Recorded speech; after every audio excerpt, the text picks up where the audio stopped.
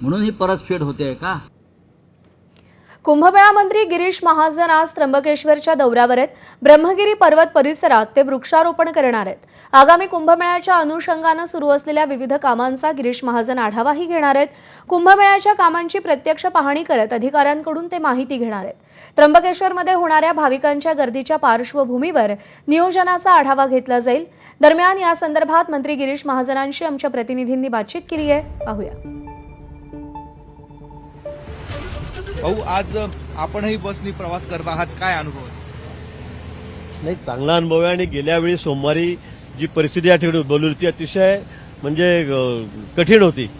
केव्हा काय स्टॅम्पेड होईल हे सांगता येत नव्हतं। पोलीस प्रशासनाने कसं ते सावरलं, तिथल्या प्रशासनाने सावरलं।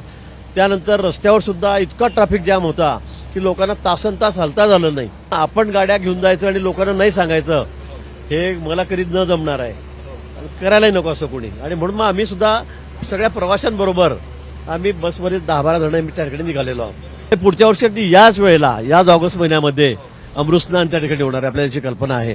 आणि मग त्यावेळेला आजची परिस्थिती काय आहे, त्यावेळेला काय परिस्थिती असेल, काय काय करावं लागेल, काय काय सुविधा द्याव्या लागतील। आपण नवीन घाट या ठिकाणी करतोय, कारण यावेळेला फक्त 2 लाख लोक आले म्हणून या ठिकाणी स्टॅम्पेड सारखी परिस्थिती उद्भवली।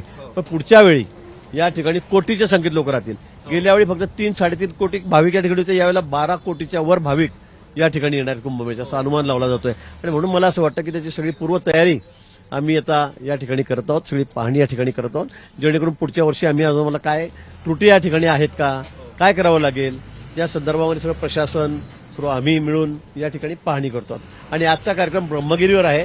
माननीय राजेंद्र सिंगजी आहे, त्यांच्या उपस्थितीमध्ये एक सुंदर असा कार्यक्रम या ठिकाणी ब्रह्मगिरीवर आहे। नंतर नाशिकमध्ये सुद्धा एक अतिशय चांगला कार्यक्रम महाविद्यालयातल्या सगळ्या प्राचार्यांना घेऊन, मुख्याध्यापकांना घेऊन शाळेच्या त्या ठिकाणी आम्ही करणार आहोत।